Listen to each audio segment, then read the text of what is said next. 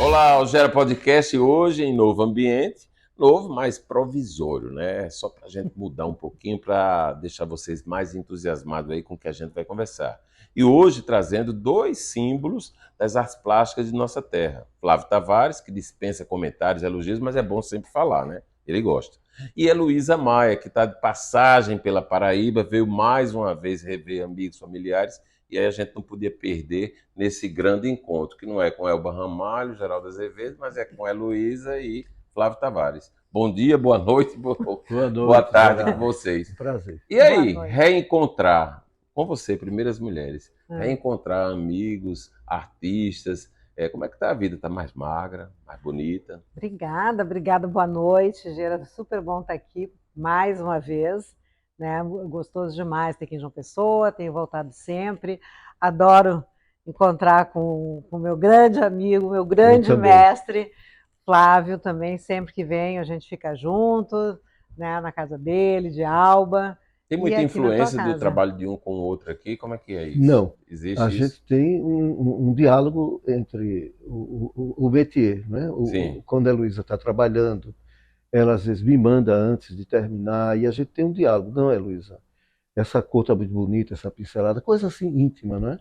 E ela segue o curso dela, mas eu geralmente eu tiro as opiniões sobre o trabalho dela mesma, não é impregnando o que eu faço dentro do trabalho dela, não. É uma coisa, é um respeito ao que ela faz, sabe? Aí a gente tem esse acorde de sintonizar alguma coisa, mas isso é um diálogo normal entre artistas, né? E escutá-lo e não se deixar influenciar. Mas isso é muito importante, porque, por exemplo, o que o Flávio sempre fala, né, que para mim é muito importante, a atividade de pintar, o ato de pintar, é um ato muito solitário, né? A gente pinta sozinha e assim, chega num ponto, então... Você conversa, né, com a tela, com os conversa personagens. com a tela, mas é um ato solitário. Eu não fico pintando, conversando com outra pessoa, mostrando e tal, porque existe, assim, uma certa, né,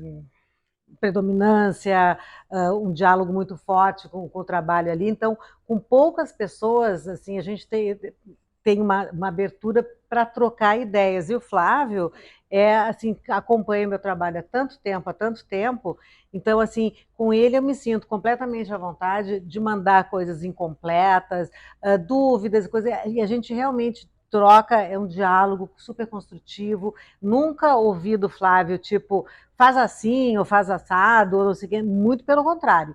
Ele instiga, ele estimula, sabe? Então, é muito bom e é muito difícil ter isso assim, nessa abertura que a gente tem, dessa generosidade do Flávio. É bem curioso, porque Flávio, por estar no mercado já há algum tempo, bem mais tempo do que Heloísa, se permitindo, Heloísa se revelou, né, e se dedicou a menos tempo ainda, né, porque vivia atrelada a outras atividades, e aí você acompanhar o crescimento, você percebe fortemente, porque eu que não sou da área, eu percebo como a Heloísa cresceu, como o traço dela está mais perfeito, embora não seja a ideia de fazer o perfeito, né?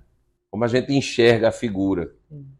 Mas a situação da solidão, que a Heloísa falou, é permanente, porque eu mesmo, com essa idade, 73 anos, às vezes eu estou pintando e eu escuto, não é escutar feito um fantasma, mas as lições ou do meu pai, ou de Hermano José, às vezes a crítica de Sérgio Tavares, que era muito forte, dizer, olha aí, não repita essa figura, isso não é uma parada militar, bote outras figuras no lugar para dar mais movimento. Não, essa cor está muito forte, vem. Então é esse diálogo que a Heloísa fala da solidão, que a gente precisa, porque o pintor, os artistas, não é só aqui não, eles têm um ego muito fortalecido, sabe? Sim. Eles não aceitam críticas. Não então, se você vai falar alguma coisa, é como que diz, fique na sua. Cuidado. Mas assim, eu tenho a Heloísa, tinha outros artistas também, o meu diálogo com o Miguel dos Santos era grande também, numa época que a gente era mais próximo, mas vai crescendo, vai cada um ficando no lugar, mas eu mantenho essa chama acesa, de ter essa coisa que não é didática. É como o médico vai conversar com o médico, o engenheiro conversa com o engenheiro, o arquiteto. Então, é uma necessidade mesmo do que você faz, o caminho seu, que talvez quem mais entenda de poesia seja o poeta mesmo, né? E de pintura, vamos dizer, a camada, a cozinha da pintura, eu estou falando cozinha, agora mesmo estou me lembrando de Raul Córdoba, que era meu professor, Sim. quando ele dizia, Flávio, aprenda a cozinhar as cores. É como você Como é vai... que cozinha as cores? É você Cozinhar as dar uma cores não é misturada? o fogo, e é Sim, o fogo. isso. Porque na época ele estava me ensinando em cáustica, que é a técnica que a gente estava falando há pouco tempo, dos tetos de igreja. Em cáustica é a técnica do óleo com cera de abelha e terebentina. Aí tinha que ir para o fogo. Aí é um termo que ele usava, generalizava para tudo. Você tinha que saber misturar, fazer Sim. os empastes, que hoje já vem os bastões prontos, Sim. né? Uhum. De você criar textura, pátina. Ele dizia, aprenda a cozinhar as cores, é como você faz essa textura, né? Entendi. Eu vi um trabalho de Raul essa semana de 1965. Eu fiquei impressionado porque eu vi figuras e não geometria, como há Eu me muitos lembro anos dele ele fazendo tá. figura. Eu fiquei impressionado. Ele tinha na tela, que era uma tela grande, algo como se fosse um rasgo e tivesse um enfiador do próprio couro, da própria Uhum. ali misturado no meio da tela e eu assim impressionado. Eu fiquei tão desconfiado que não seria, que não fosse, né? Porque eu nunca tinha visto, eu disse, não é possível. É a mesma coisa de Ivan Freitas. Eu É. vi na casa de Sony hoje o trabalho dele Então, você que vê no trabalho antigo de Volpe, você fica impressionado as paisagens, né? é, O que mantém Volpe para você fazer a ligação com essas paisagens como esse é a cor. Ele mantém fiel à cor. uhum, Mas tem o próprio Kandinsky, as paisagens russo, né, ligada a Bauhaus, Kandinsky você vê na obra dele antiga era quase folclórica. Então o pintor ele vai junto com essa palheta dele, segue. Agora a temática vai mudando. Raul, eu uhum. me lembro, às vezes eu achava Raul parecido com os cubistas Sim, da época, né? Portinari, aham. aquele outro, Você falou isso Aldemir e me Martins. remeteu do que eu vi, que eu tô. Não, eu também. Eu tenho também um trabalho lindo do Raul, que é em papel. Tem alguma coisa, mas tem muito cubista. Tem um rosto, mais ou menos um rosto delineado, Ele junto com procurando, uma né, o coisa caminho dele. Que geométrica é muito também. curioso. Agora, outra coisa que eu tenho percebido, Flávio, as telas estão maiores. Eu vejo você fazendo coisas imensas, como eu vejo também de Heloísa imensa. O que é isso, hein? É uma tendência como tem arquitetura em Não, decoração? eu penso assim, a gente vive numa época onde a dimensão de pintura, ela sempre foi grande. Todo artista tem um momento que ele quer, vamos dizer, a gente faz a música, mas ele quer uma sinfonia, Sim. não sabe? Ele quer, por necessidade interna mesmo, de se expandir, de se soltar. Uhum. Heloísa sempre trabalhou retratos, ou pinturas grandes. Eu falei retrato, porque tem um retrato que ela fez de Nando, o Sim, que é irmão dela, maravilhoso. maravilhoso. Aquele Maravilhoso. retrato é grande, inclusive para a forma de retrato. A gente vai mostrando aqui agora Mas esse aquilo ali retrato. são, eu acho que há um resumo. Você trabalha tanto papel, tela pequena, que tem um momento que você diz, não, vou me expandir.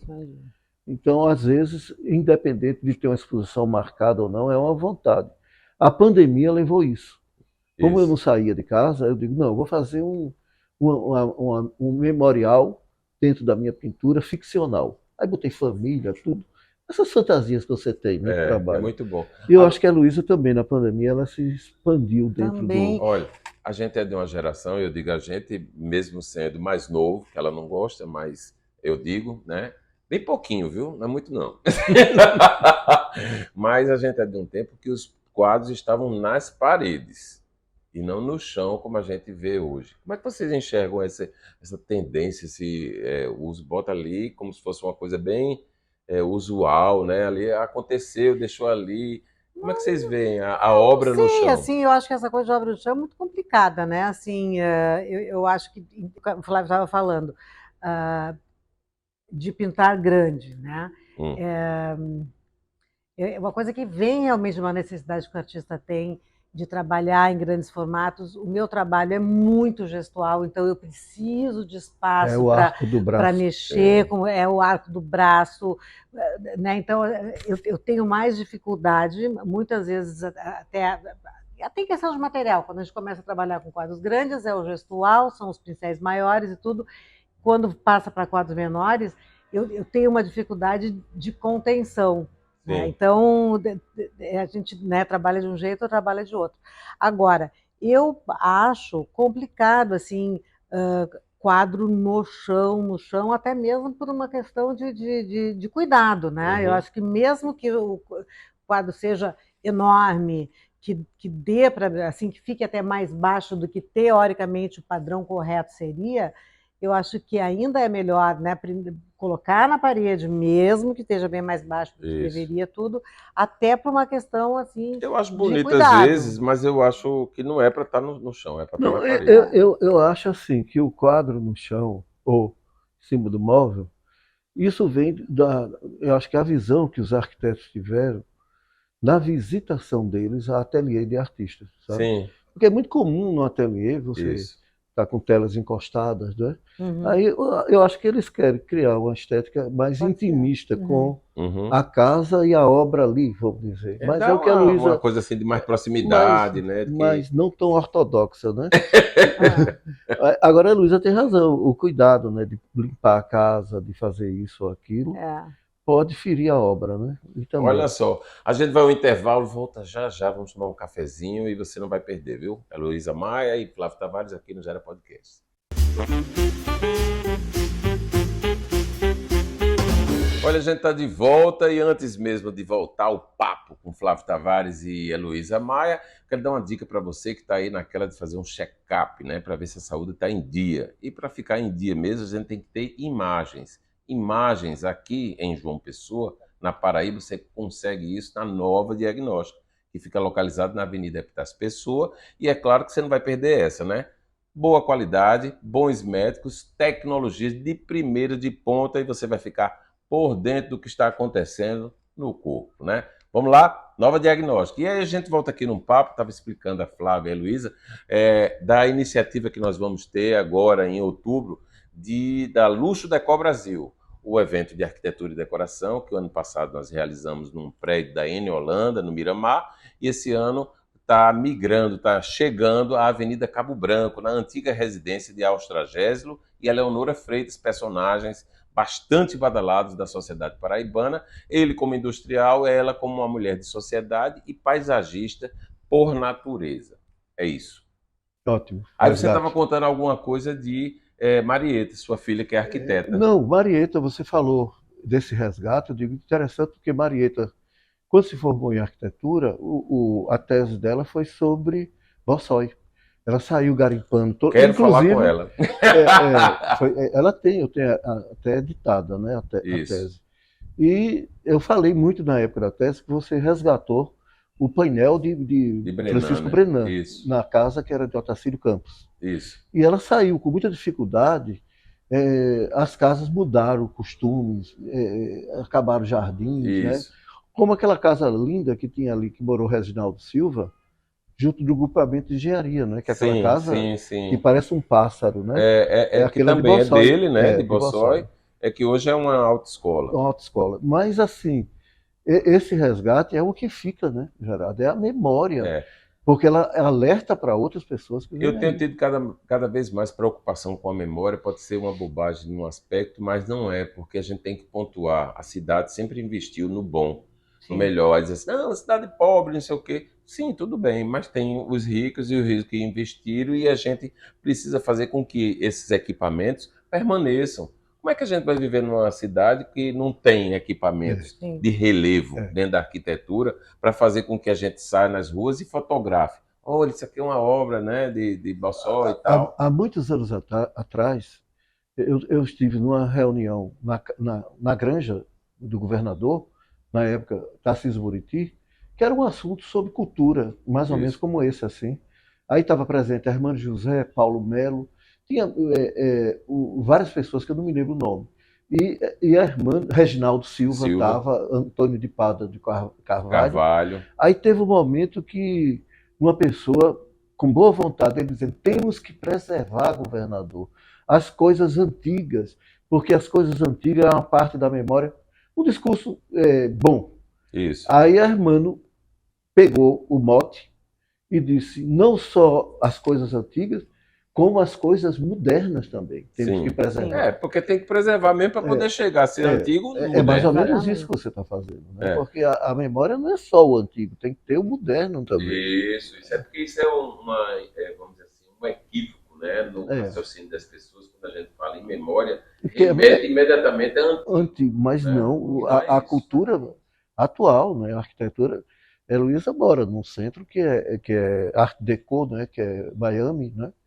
É preservado. Pegaram o bairro antigo de Miami e está preservado até hoje, que é um dos lugares mais bonitos que tem dentro de Miami, é essa parte, vamos dizer, moderna, né? Aonde fez parte da estética de Miami, que é Art Deco. Então, aí eu estava falando dessa questão você descer das pessoas, você encontra prédios. Primeiro, não existe residência, tem uma residência. Eu estava contando, uma única.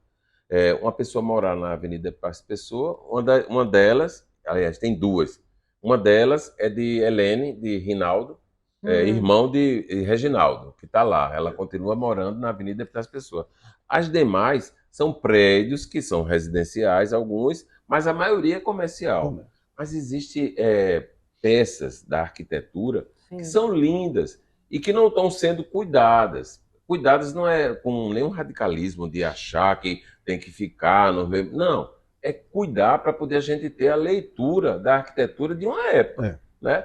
Você experimentou, você fez aquela coisa bem sabática, né? Disse, não, vou trabalhar durante 3 meses, 5 meses, sei lá. Aí vou para o Marrocos, ao encontro de minhas origens. Quem disse a você que você tinha essa origem no Marrocos? Meu pai. Uma galega do Oivende. Meu pai. Andou muito de camelo. Não, isso foi realmente foi uma história muito engraçada, que gerou toda essa busca, essa volta, esse retorno ao sertão, realmente uma busca às origens, de memórias afetivas. Eu fui ao Marrocos, a Marrakech, o ano passado a primeira vez, em junho. Fui com os amigos, porque foi uma coisa meio assim... Você queria conhecer? Não, foi meio de última hora, enfim. E eu tive em Marrocos, e quando eu cheguei no Marrocos, em Marrakech, eu fiquei assim... Nossa, achei aquilo o máximo, fiquei emocionada mesmo. Tocou, né? Não. Tocou. Aí me lembrei de uma conversa que eu tive com meu pai, há muitos anos atrás, quando meu pai e minha mãe visitaram Marrocos a primeira vez, uns 35 anos atrás, 40 anos atrás. E meu pai, quando voltou do Marrocos, chegou para mim e disse, Lu, descobri de onde vieram meus ancestrais. Eu, da onde, pai? Eu sou do Marrocos. Como? Eu de Catalã do Rocha, aqui em Marrocos. Né? Digo, não, porque, veja bem, quando a gente estava lá no Marrocos, tudo é muito parecido, me remeteu ao sertão, até as figuras parecidas, eu vi o tio fulano, o tio ciclano, e meu pai não era um cara dado a devaneios emocionais, né? Então, ele viu aquilo tudo, daí ele virou para mim e disse, tem mais, a nossa família Maia, que veio, né, de Portugal, há 250 anos, sei lá, que foram para Catolé do Rocha, Sora, os mouros e os berbers do norte da África invadiram a Península Ibérica, ficaram por mais, sei lá, 800, 900 mil anos, ou seja, basicamente, a maioria dos portugueses que vieram parar por aqui, todos têm, né, alguma coisa. Essa influência. O próprio Ariano Suassuna defende. O próprio Ariano Suassuna defende. Incrível, né? O aboio, né, do vaqueiro. Mas é isso que tu me mandou, daí essa coisa dos vaqueiros. Depois que eu comecei a ver por esse lado, que daí tu me mandou aquele material dos vaqueiros, os meus primos e conhecidos de Catolé do Rocha, daqui do sertão, também mandaram coisas. Então, começou nessa curiosidade. Né? E eu fui até o deserto, fui à região do Saara, tudo, e trouxe de lá, das suas obras que eu já vi, cores que são muito fortes E aí, o que eu Fortíssimas. resolvi? Quando eu vim para cá, que eu realmente, daí falei com minha mãe, falei com várias pessoas, né, sobre essa história lá do meu pai, e comecei a ver toda essa coisa de influência árabe, ou seja, né, também no sertão, o próximo passo é ir para Catalé do Rocha. Então, fui, quando eu voltei, em fevereiro, estive em Catalé do Rocha, fazia acho que uns 20 Foi anos. você, Léo Eu, Léo Maia, Maia e Vanessa. Então, a o Léo esposa. também não ia há muito tempo, né? Léo arquiteto, quis Isso. também ir, fomos nós três. O pai dele tem fazenda lá, né, uma fazenda antiga, histórica. O outro tio do Léo, que também é meu primo, também tem uma Os Maia outra fazenda continuam histórica. imperando lá. E são fazendas históricas e muito interessante.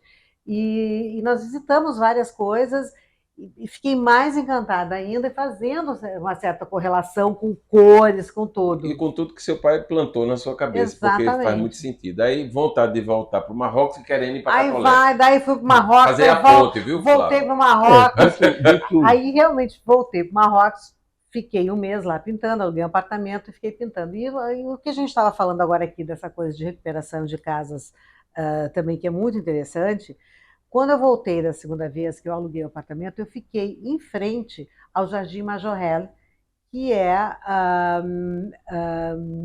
faz parte da fundação hoje em dia do Yves Saint Laurent e do Pierre Sim. Berger. E foi uma coisa muito, muito bacana, porque é uma joia, né, assim, na cidade. O que aconteceu? Esse jardim era um ateliê de um pintor, Jacques Majorelle, que eu não conhecia a história dele, de o 1900 e azul vem alguma dele, coisa. né? O azul do Blue Majorelle Você já vem tinha do ouvido Jacques falar dele? Majorelle, né? E é muito interessante porque assim, ó, esse pintor era filho de uma família que faziam móveis na França e tal, então todos muito envolvidos com artes, foi para o Marrocos, em 1900 alguma coisa, Fundação Yves Saint muito, Laurent. muito, Já tem muito um link antiga. aí deles É, da França. era incrível. Daí ele ficou, transformou essa casa, né? Era o ateliê dele, depois foi comprando os terrenos juntos e transformando em jardim. Passou-se anos e anos e anos e anos, né? Ele, quando ficou mais velho, adoeceu, voltou para a França, e aquilo ficou mais ou menos abandonado, passando de uma mão para outra. Quando Pierre Berger e Saint Laurent, que na década de 60 começaram muito a ir para Marrakech, compraram uma casa lá perto, tudo, souberam que iam botar abaixo Sim. a casa essa Da sede da lá. sede e os jardins, compraram e restauraram tudo. Então, hoje em dia, aquilo faz parte da fundação. Do lado ali tem o Museu Yves Saint Laurent, que é uma joia de arquitetura contemporânea. Dentro tem um museu de arte berbere, que veio toda a coleção de arte berbere do Pierre Berger, e tem toda o restauro magnífico e o cuidado. Então, as suas influências são daqui de João Pessoa? Porque eu sei que você tem muito sua mãe presente, seu pai, aliás, sua família toda, né? As influências Sim. são de João Pessoa. São de João Mas Pessoa. eu tive muita influência ligada aos pintores mexicanos. Sim. Por que mexicano? Porque em 1970, quando eu fiz um intercâmbio nos Estados Unidos na Universidade de Yale, e uma das pessoas assim mais inteligentes na época, que ele estudava, era um estudioso da América Latina, era John Dwyer. Ele me mandou para o México para ver a Fundação José Luiz Cuevas. E lá, nessa fundação, conheci Cuevas. Nessa fundação, eu fui vendo em loco, não conhecia Frida Kahlo, também não conhecia a Fundação Frida Kahlo. Aí eu fui ver Diego Rivera, Orozco, Rufino Tamayo, e aquilo já tinha uma influência aqui no Brasil de Cavalcante, de Portinari, né, com aqueles plantadores de café, colhedores de café. Aí eu vi que essa ligação cromática dos trópicos, da América Latina, tinha muito a ver, eu tinha muito a ver com eles, evidentemente. Sim. Aí essa ligação fez essa ponte também. E mais tarde, lendo Gabriel Garcia Marques e Jorge Amado, eu senti muito esse clima hilariante, fantasioso, como ariano também. Sim. Aí eu passei também, saí de uma pintura mais rígida, né, que tinha muito um clima católico, passei para um clima de humor também, né, crítico, me lembrando um pouco, hoje eu me lembro muito de Gabriel Garcia Marques, de Almodóvar, Você fala muito nesses personagens que a gente vê na história, nas referências, nas memórias, e você faz parte dessa geração, né? Pode não ter convivido pessoalmente, mas estava ali, participando, como a gente, por exemplo, participou da vida dos novos baianos, que não são novos mais É, nada, coisa nenhuma, né? Está tudo hoje já muito perto de bem. mim. Então, essas referências todas estavam muito perto de você. É algo muito forte. É. Principalmente quando eu vi o grande teatro, o momento do teatro brasileiro, né? O Balcão, com Estênio Garcia, José Wilke.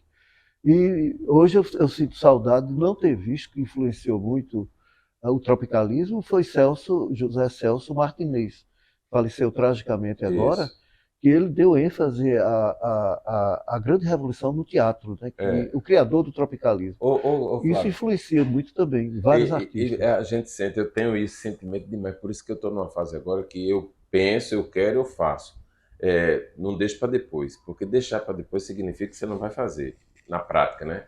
Aí você teve toda a oportunidade, uma vida inteira para ter esse contato com o José É. Celso, né? Porque morreu agora, né? E há 2 anos eu pintei o Isso, quadro O Rei da Vela com ele, né? isso. Eu louco que ele visse o quadro. Foi a mesma coisa minha com o Brenan, Francis Brenan. No restauro daquele painel, dos painéis de Brenan, ele, alguns anos depois, bons anos depois, tomou conhecimento que tinha havido isso, né? Que a gente tinha retirado, tinha restaurado.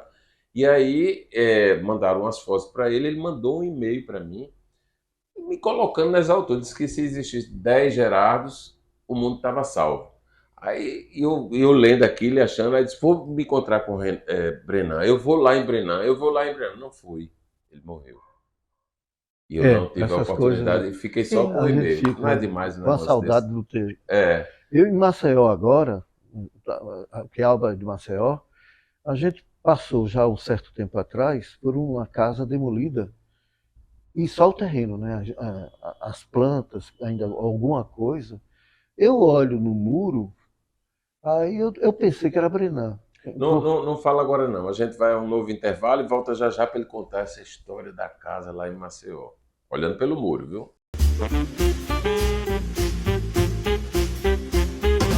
Bom, a gente está de volta agora conversando um pouco mais com Flávio Tavares e a Luísa Maia. Ele vai contar para a gente a história que você está acompanhando aí, né? Uma casa lá em Maceió que tinha o quê? Bem, eu pensava. Agora, ó, vai falar. Na hora que a gente passa, eu vejo esse mural grande, né? Pensei, de longe, pensei que era Brenan, paramos o carro, olhei a assinatura, Abelar da Hora, 1956, Uma 58. joia, né? É. Que a cidade não Então, se deu conta, né? Que a tem gente tem que ali. se lembrar que até as ruínas envelhecem, né? É. E a casa estava em ruína. Então o mural está envelhecendo no sentido mal. Uhum. Aí, até hoje eu fico pensando, esse assunto veio por causa dessa sua vertente de preservar o que é novo e o que está aí e vai sendo esquecido, o tempo vai destruindo. Como o Ariano diz, o tempo tudo esfarela, né? Esfarela Esfarela. mesmo. Eu tenho Então, isso muito claro hoje. o Muito claro com tempo tudo. Tudo se É, acaba. mas é uma coisa, sabe, mais antiga ainda. Quando eu estive em Catolé, agora em fevereiro, estou voltando para lá agora, eles descobriram, e já tinha ido o pessoal do IFAM lá, novas placas de inscrições escritura rupestre. rupestres, que parece que está sendo classificada como a maior da América Latina No Em chão. piso, em piso, em no horizontal. granito. Então, assim, nós fomos lá visitar, por acaso, porque nós estávamos com o secretário de Cultura do município, Sim. o Genaldo, que o Lauro Maia, que é, né, o prefeito da cidade, nos colocou à disposição lá. Então, são dentro de terras privadas, mas é impressionante. E aquilo está no chão, claro que não tem visitação ainda, mas como a gente está falando, esfarela. Se não começar com o cuidado, se o IFAM não tomar realmente as providências de demarcação, de cuidado, E o tudo, problema é que envolve inscrições muitas rupestres de estruturas, né? E lembra de 6 mil os anos, símbolos da Pedra do 6, 8 Ingá, mil né? anos atrás. Né? Exatamente. Lembra a mesma linguagem da Pedra do Ingá. É isso aí. Olha, só para a gente dar uma concluída aqui, porque senão o tempo já levou, né? Aí eu vou dar só um serviço, né? Flávio Tavares está com expectativa de exposição. Heloísa Mai, que vai mostrar aí Marrocos, Catolé do Rocha e suas cores. Quando e onde? Está com alguma programação de exposição, de algum projeto? Eu tenho um projeto de fazer uma memória afetiva da cidade, né? Que são paisagens, que são coisa da minha infância, da adolescência, no Varadouro, que é uma série que eu já vim fazendo já há certo tempo. Aí eu vou intensificar isso para fazer um tributo à cidade, à nossa cidade. Muito bom. Já que a gente está falando tanto na preservação, é uma das Claro. maneiras também de deixar essa lembrança, né? Isso. Pra Maravilhoso, bacana, viu? muito Eu vou bacana. até, que eu estou na fase memorialista, de contar em crônicas a história da aquela história cidade. de tudo fica né? um pouco, né?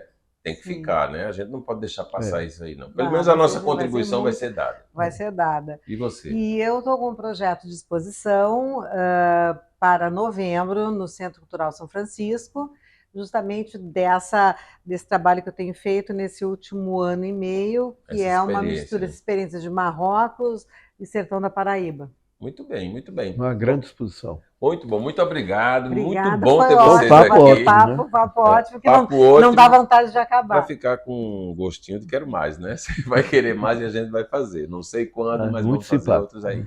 A gente vai terminando por aqui. E olha só, vai lá no YouTube, Gera Podcast, se inscreve, vai ser legal. Essa relação tem que continuar. Eu estou aqui também te chamando para me seguir no Instagram, @GerardoRabelloSB. E aí você vai lá, me segue, que a gente vai, tá toda hora dando essa união do que acontece, mostrando e vitrinizando para você. Querem me deixar algum recadinho de Instagram aí? Não, tudo Procurar bem. Heloísa Mai e Flávio Tavares. Heloísa Não, Mai. eu quero só deixar uma coisa que me impressionou muito aqui na casa do Gerardo, foi a luz do céu. A luz do céu e suas mudanças, as nuances. Aí Gerardo até disse, parece Ivan Freitas, né? Eu digo, parece. O nosso pintor também, junto da memória eterna, o Ivan Freitas. Muito bem. Mesmo.